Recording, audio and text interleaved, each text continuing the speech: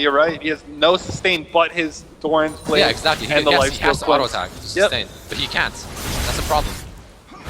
So bottom lane, it is going to be a Brand and a Zyra versus, I mean, Maokai and Aatrox technically, even though Maokai will be going back and forth a few times, I think.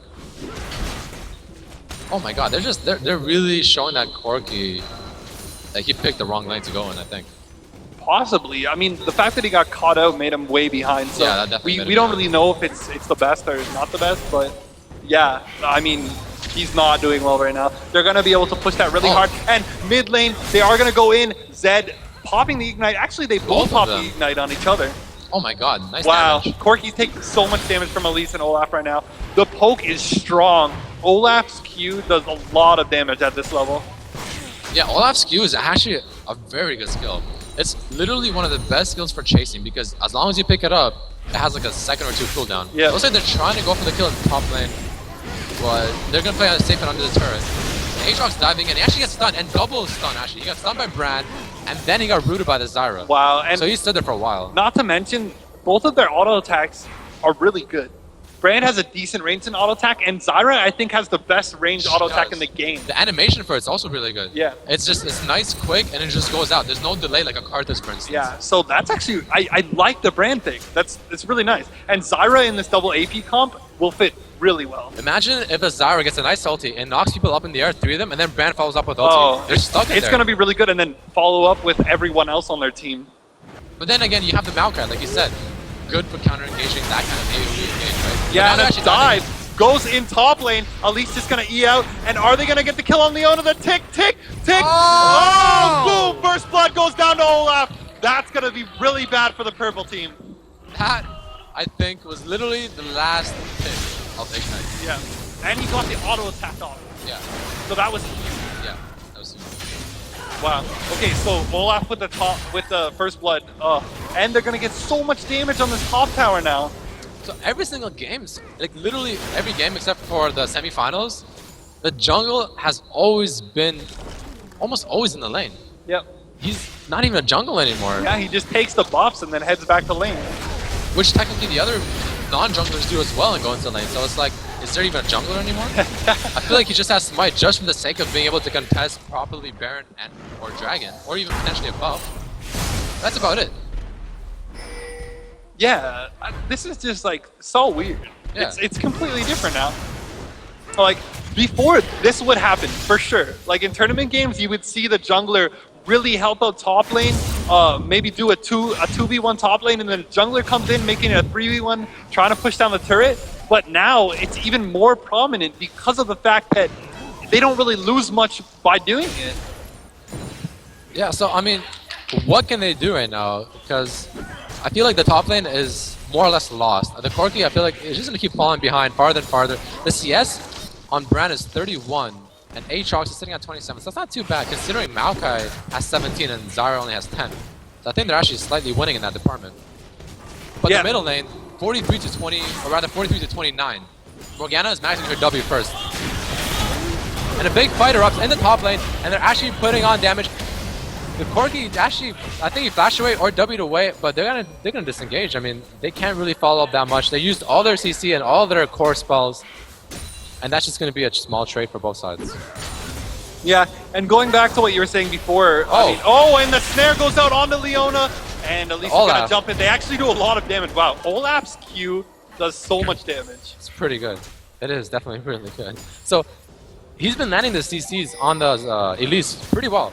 I think he's landed almost every cocoon that really matters so far. I mean, he did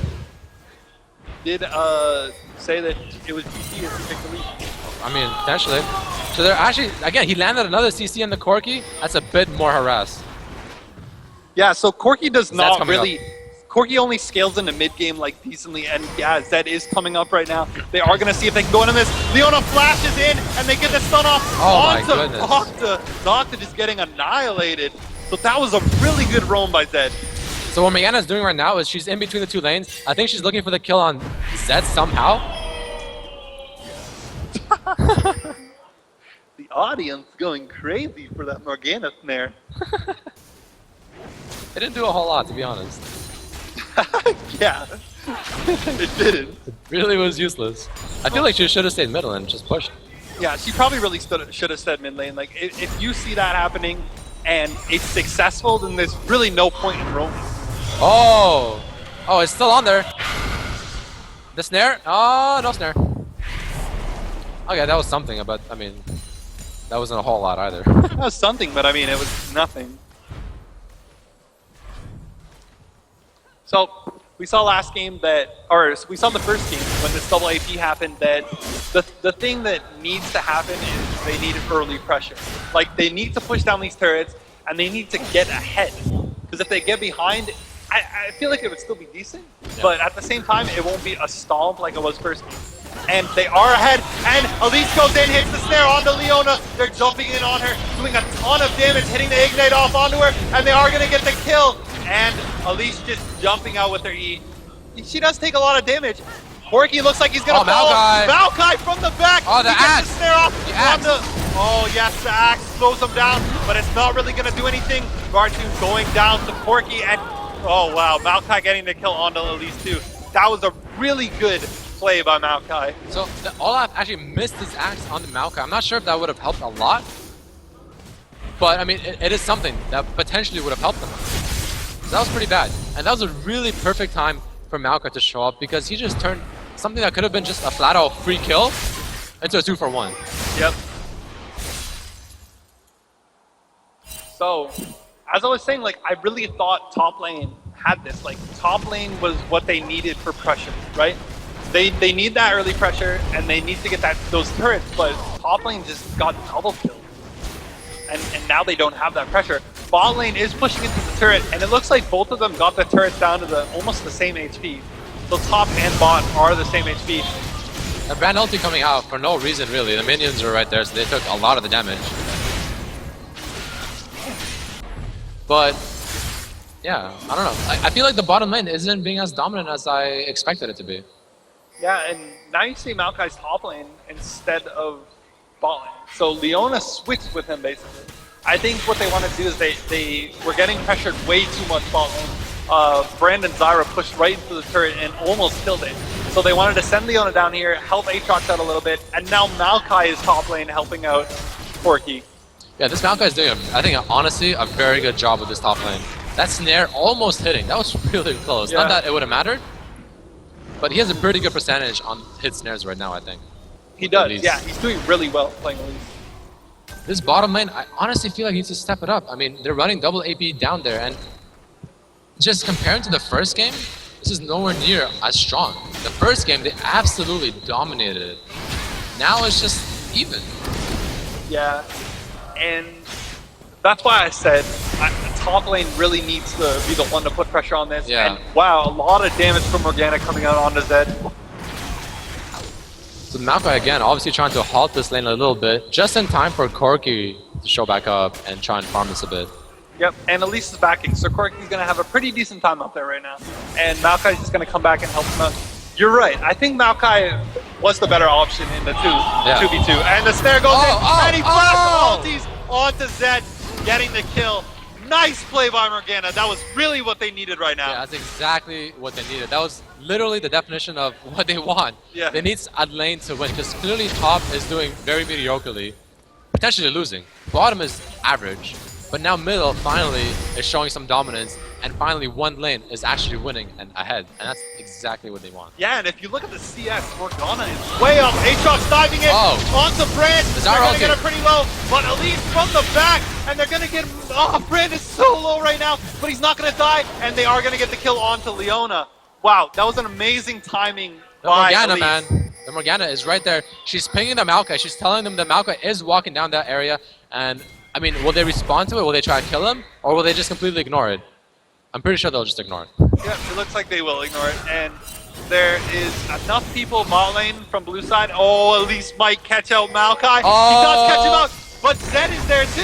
Can Zed go over? Doc is going down. He's half HP. He can pick that up. Where's he going to go? He can't go anywhere. And the ulti goes up onto him, and they get the kill. The red buff was not there for Elise to go on. That's what he was hoping for. Oh, yeah, you're right. But it wasn't there. If it was there, he would have made the escape. But he should have known better, I feel like. They literally 10 seconds ago, Pink, the Maokai was in the vicinity of that area, and he just blindly walked into it. And that's a free dragon too, because not only is it one person dead on the enemy team, but it's the jungler. Yeah, so blue team really needs just something to push them out of this slump that they're in. They're ahead in gold, which is good, but I feel like the pressure is on for them right now. Purple team, they're doing pretty well bot lane. Bot lane and around the mid area. I mean, Zed just got a kill. Morgana was way ahead of him, and now he has that kill. So he has something under his belt, although the CS is heavily in Morgana's favor right now. I was actually just looking at it, like, we think and we feel that Purple's ahead, right? You get the feeling that Purple's ahead. It's 4-4, 0-0 turrets, but the gold counts. Yep. It's heavily in the blue team's favor. Yeah. Like, a lot. Like, a lot? Like, surprisingly a lot. From what? It is, surprisingly. From where is that coming from? Yeah. I think they're just CSing way better. I mean, okay, 122 to 78 for the mid lane, but Aatrox has 90, and then Brand has 76. 55 on Maokai, 34 on Elise, 74 on the Corki, 80. I mean, it's not that substantial, not 2,000 almost gold. Yeah, and they just got the dragon, so I guess blue team is doing like secretly well. I think it's actually the green item.